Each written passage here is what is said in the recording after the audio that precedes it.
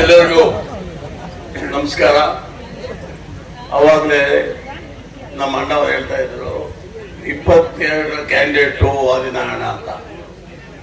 ಒಂದು ನಿಮಿಷ, 28, 23 ಅಲ್ಲ, 15 ವರ್ಷ ಮುಂಚೆ ನಿಮ್ಮ ಹುಡುಗ ನಿಮ್ಮ ಮನೆಯ ಮಗ ಇಲ್ಲಿ ಕೆಲಸ ಮಾಡಿಬಿಟ್ಟು ಹೋದ. ಅನಿವಾರ್ಯ ಕಾರಣಗಳಿಂದ ಮತ್ತೆ ಸ್ವಲ್ಪ ಹಿಂದೆ ಹೋಗಿ ಆವಾಗಲೂ ನಿಮ್ಮನ್ನು ಬಿಟ್ಟಿಲ್ಲ. ಯಾವುದೇ ಸಂದರ್ಭ ಬಂದಾಗ ಬಂದು ಹೋಗ್ತಾ ಇದ್ದಂತ ಹುಡುಗ ನಿಮ್ಮ ಮಗ ಆದಿನಾರಾಯಣ ಅವರು. ಈ ಕಾರ್ಯಕ್ರಮವನ್ನ ಮಲಬಾರ ತಾಲೂಕಿನಲ್ಲಿ ಪವಿತ್ರವಾದ ದೇವಸ್ಥಾನ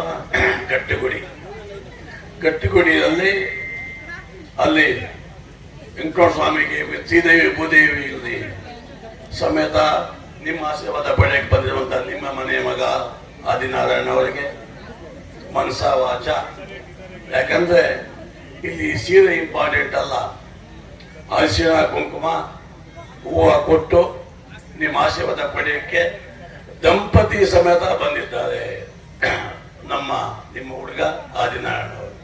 ಹಂಗಾಗಿ ಆಮೇಲೆ ಇನ್ನೊಂದು ಹೇಳ್ತೀನಿ, ನಮ್ಮ ಮಹಿಳೆಯರಿಗೆ 33% ಬರ್ತಾ ಇದೆ ನಿಮ್ಗೆ ಈ ಸಲ. ಈ ಪಂಚಾಯತಿನಲ್ಲಿ TPS ಅಲ್ಲಿ 50% ಬರ್ತಾ ಇದೆ. ಇನ್ನು ಕೆಲವೇ ದಿನಗಳಲ್ಲಿ ಲೋಕಲ್ ಎಲೆಕ್ಷನ್ಸ್ ಅಲ್ಲಿ ಇಲ್ಲಿರುವಂತ ಹೆಣ್ಣು ಮಕ್ಕಳು ಒಂದು 20-30% ಹೆಣ್ಣು ಮಕ್ಕಳು ಓಟ್ ಕೇಳಕ್ಕೆ ಹೋಗುವಂತ ಶಕ್ತಿ ನಿಮ್ಗೆ ಭಗವಂತ ಕೊಡಬೇಕು. ಯಾಕಪ್ಪ ಅಂದ್ರೆ ಇದೊಂದು ಒಳ್ಳೆಯ ಕಾರ್ಯಕ್ರಮ. ನಿಮ್ಮನ್ನು ನೀವು ಬಿಂಬಿಸ್ಕೋಬೇಕು, ಲೀಡರ್ಶಿಪ್ ತಗೋಬೇಕು.